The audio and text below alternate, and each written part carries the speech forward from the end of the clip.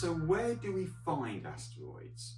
Well, we're generally familiar with where the planets are in their orbits about the Sun. We have the inner planets going from Mercury out to Mars. Earth is the third planet from the Sun. And then there's a big jump until we get to the first gas giant planet, Jupiter. Well, most of the asteroids we find in the solar system orbit between the planets Mars and Jupiter.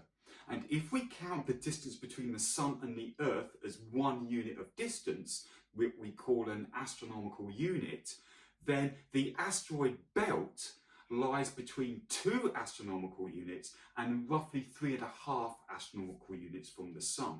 So that's roughly 2 times to 3.5 times further from the Sun than the Earth is. And in this asteroid belt, we measured about 1 million asteroids that are larger than 1 kilometre across. And they are all out there orbiting the Sun in their own orbits. In fact, there are some asteroids a little bit further out actually sharing the orbit of the planet Jupiter. We call these the Trojan asteroids, and they are of particular scientific interest because we think there may be a lot of ice in those asteroids, similar to comets. Now, of course, the reason for Asteroid Day is that not all the asteroids are out there in the asteroid belt. Some are much closer to us. Some have orbits within the inner edge of the asteroid belt, first of all crossing the orbit of Mars, and we call these Mars crossers or Mars crossing asteroids.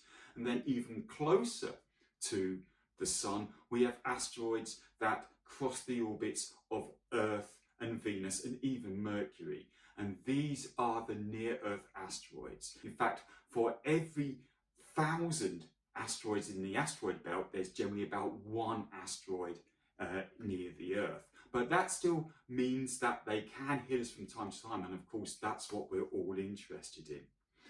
A question that we've tried to answer over the past years and decades is, where do the near-Earth asteroids come from? The obvious source is the asteroid belt, but how do they get from over there to here? And it turns out it's a combination of different effects. First of all, in the asteroid belt, there are collisions between asteroids, and when that happens, the asteroids break up and we get lots and lots of smaller asteroids. Now, some of those asteroids then eventually end up in particular regions where they're affected primarily by the gravitational pull of Jupiter and sometimes also Saturn. And in those particular regions, the orbit of the asteroid can be changed so that it becomes much more elongated and it starts getting closer and closer to the Sun, and eventually will start crossing the orbits of first Mars, then Earth and perhaps even Venus. And at that point, it's transformed from a main belt asteroid into a near-Earth asteroid.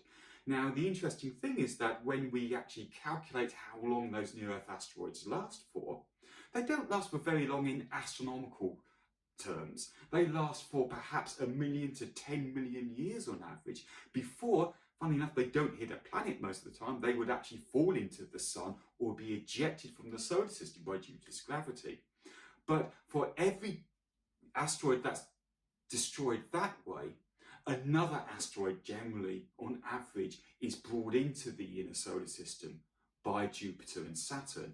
And that's why we have this continuous supply of near-Earth asteroids, which is causing us such concern these days.